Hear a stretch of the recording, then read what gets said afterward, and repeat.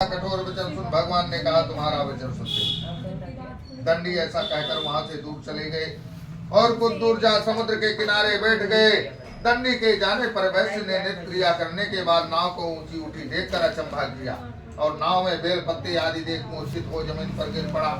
फिर मूर्छा खुलने पर अत्यंत शोक प्रकट करने लगा। तब उनका दामाद बोला कि आप शोक ना करें, ये दंडी का श्राप है, अतः उनकी शरण में चलना चाहिए, तभी हमारी मनोकामना पूरी होगी।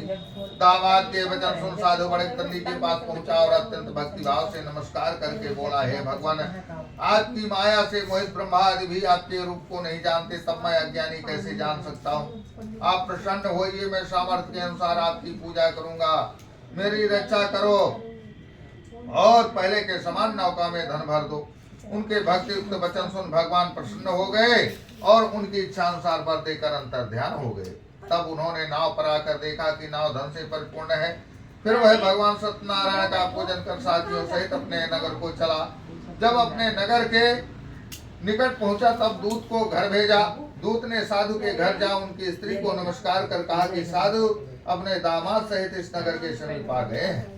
ऐसा वचन सुन साधु की स्त्री ने बड़े हर्ष के साथ सत्यदेव जी का पूजन कर पुत्री से कहा, मैं अपने पति के दर्शन को जाती हूँ, तू कार्य पूर्ण करके शीघ्र आना। माता के ऐसे वचन सुन कलावती प्रसाद को छोड़कर पति के पास गई। प्रसाद की अवज्ञा के कारण सत्यदेव ने रुष्ट हो उनके पति को नाव सहित पानी में डुबो दिया। कलावती अपने पति को न देखकर रोती हुई जमीन पर गिर गई। इस तरह नौका को डूबा हुआ तथा कन्या को रोता देख साधु दुखित होकर के बोला, हे प्रभु, मुझसे या मेरे परिवार से जो भूल हुई है उसे क्षमा करो।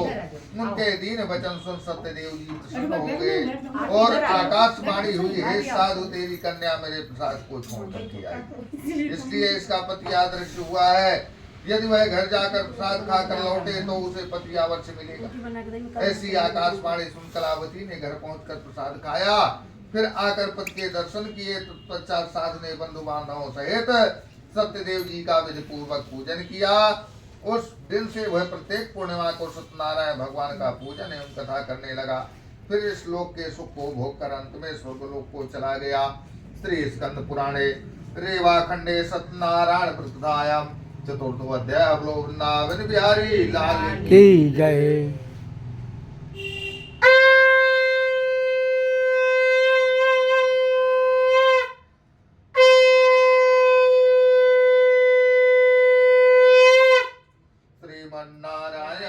नारायण हरि हरि नारायण नारायण नारायण नारायण नारायण नारायण सत्य नारायण नारायण नारायण बिहारी लाल की जय। सच्चिदानंद रूपाय विश्वपत्यादि हेतवे तापत्रे विनाशाय श्री कृष्णाय वयं नमः।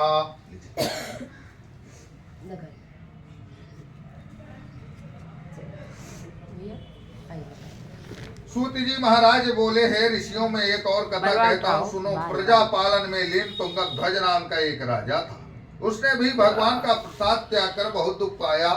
एक समय वन में जाकर वन्य पशुओं को मारकर बड़ पेड़ के नीचे आया और वहां उसने ग्वालों को भक्ति भाव से बांधवों से सत्यनारायण जी का पूजन करते हुए देखा। राजा देखकर भी अभिमान बस वहां नहीं गया और न ही नमस्कार किया।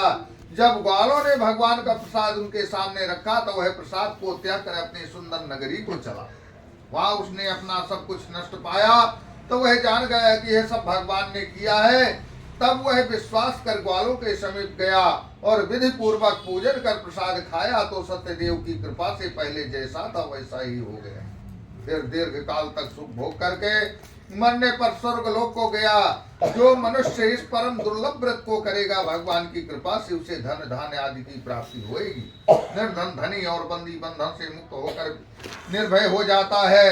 संतानहीनों को संतान की प्राप्ति होती है तथा सब मनोरथ पूर्ण हो अंत में वैकुंठ धाम को जाता है। जिन्होंने पहले इस व्रत को किया वो उनके दूसरे जन्म की कथा कहता हूँ। वृद्ध सतानंद ब्राह्मण ने सुदामा का जन्म लेकर के मोक्ष को पाया। उल्का मुख नाम का राजा दशरथ होकर वैकुंठ धाम को प्राप्त हुआ। साधु नाम के वैश्य ने मोहरत ध्वज बन करके अपने पुत्र को आरे से चीर कर मोक्ष को प्राप्त किया। महाराज तुंगध्वज ने स्वयं भू मनु होकर भगवान में भक्ति युक्त कर्म करके मुझको प्राप्त किया। श्री स्कंद पुराणे रेवा खंडे सत्यनारायण बुद्धधायाम पंचमो अध्याय बोलो वृंदावन बिहारी लाल की जय।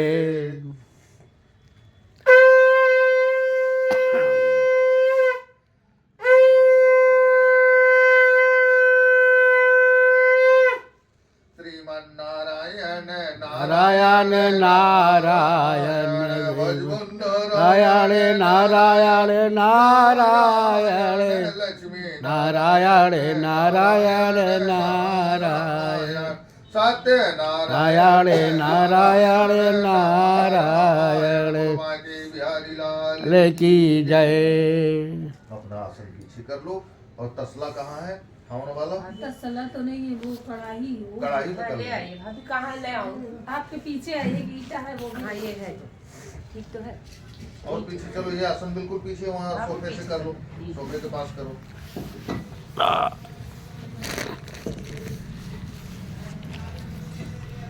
एक और ईटा था ना वहाँ पर। भाभी आपके पीछे एक ईटा है, जहाँ बैठी है वही है।